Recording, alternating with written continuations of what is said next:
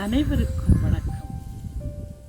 எல்லோரும் தை திருநாள், பொங்கல், மாட்டுப்பொங்கல், காணும் பொங்கல் எல்லாவற்றையும் குடும்பத்தாரோடும் உறவினரோடும் நண்பர்களோடும் சேர்ந்து மகிழ்ந்து கொண்டாடி நல்ல மகிழ்ச்சியோடு இருப்பீர்கள்.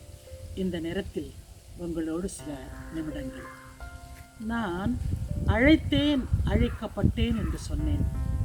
ஆனால் இறைவன் அந்த அழைப்பிற்கு ஏற்றவாறு என்னை எப்படி தயாரித்தார் என்பதை உங்களோடு பகிர்ந்து கொள்ள விரும்புகிறேன்.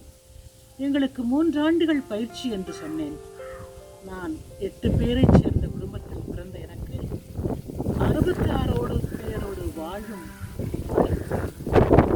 எங்கள் பயிற்சி காலத்தில் நாங்கள் 66 பேர் ஒன்றாக வாழ்ந்து மகிழ்ந்தோம். பலதரப்பட்ட குடும்ப பின்னலிலிருந்து பல ஊர்களிலிருந்து வந்திருந்தார்கள். அவர்களின் மொழிகளை கற்றுக்கொள்வதற்கே எங்களுக்கு சிரமமாகவும் சிரிப்பாகவும் இருந்தது. திருச்சி, தஞ்சை போன்ற நகரங்களில் வேற மாதிரி பேசுவோம். ஆனால் நாகர்கோயில் அந்த பக்கம் வேற மாதிரி பேசுவாங்க. இந்த ஆற்காடு பக்கம்லாம் வேற மாதிரி பேசுவாங்க. அவர்களோட பேச்சில் ஒரு சில பக்கம் பேசுகிற பேச்சு, ஒரு சில பக்கம் அது கெட்ட வார்த்தையாக இருக்கும். அதெல்லாம் நினச்சி நாங்கள் ரொம்ப சிரிச்சிட்டு இருந்திருக்கோம். ஆனால் எங்களுக்குள்ளே எங்கள் பின்னணிகள் வேறு மாதிரி இருக்கும். எங்கள் குடும்ப பின்னணிகள், நாங்கள் வாழ்ந்த ஊர், வாழ்ந்த இடம், பெற்றோர், ஆனால் எல்லாமே எப்படி இருந்தாலும் ஒன்றா சேர்ந்து சந்தோஷமாக இருந்தோம். அந்த 3 ஆண்டு வாழ்க்கை எங்களை வாழ்க்கையில் மறக்க முடியாத நாட்களாக இருந்தோம். ஏன்னா எங்களுக்கு முன்னாடி உள்ளவங்களும் இருப்பாங்க, எங்களுக்கு அடுத்த செற்று இருப்பாங்க. நாங்கள் எல்லாருமே சேர்ந்து ஒரு தாய் பிள்ளைகளை போல இருந்தோம். அந்த நாட்களை நினைக்கும் போதெல்லாம் எங்களுக்கு ரொம்ப மகிழ்ச்சியாக இருக்கும். அப்படி என்ன பயிற்சி கொடுத்துருப்பாங்க? துறவியாகிறதுக்கு கூடவா பயிற்சி வேணும் அப்படின்னு நீங்கள் நினைக்கலாம். ஆனால் நீங்கள் நினச்சி பாருங்கள், ஆசிரியர் பணினா அதுக்கு ஒரு 2 ஆண்டு பயிற்சி எடுக்கிறாங்க.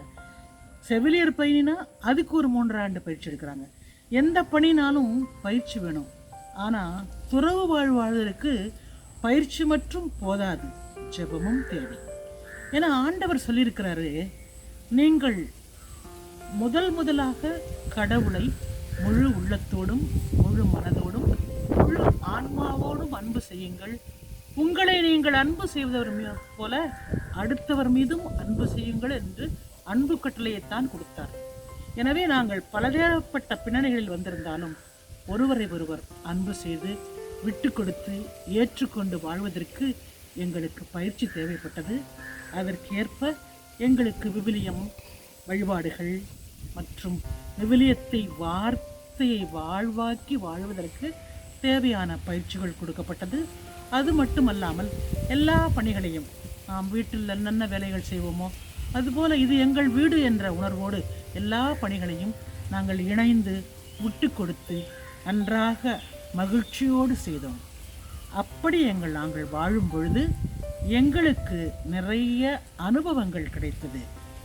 ஒருவர் கோபப்பட்டாலும் நாங்கள் அவரோடு அனுசரித்து போவது எப்படி, ஒருவருக்கு முடியவில்லை என்றால் அவருக்கு உதவி செய்வது எப்படி, அவர் வேலையை அவர் தானாக செய்ய முடியவில்லை என்றால் நாங்கள் சென்று எங்கள் வேலையை முடித்துவிட்டு அவர்களுக்கு உதவி செய்வோம்.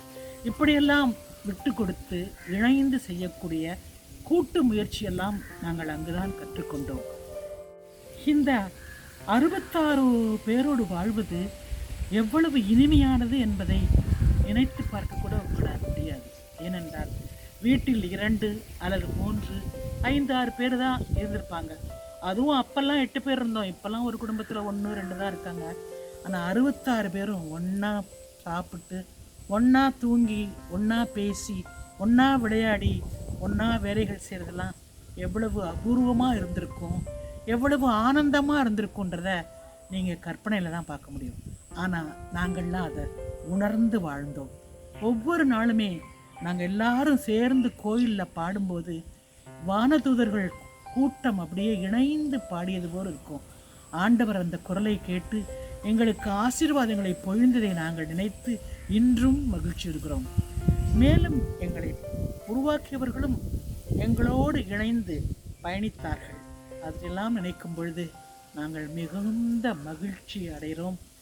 ஆனந்த வெள்ளத்தில் மூழ்கி திளைக்கிறோம்.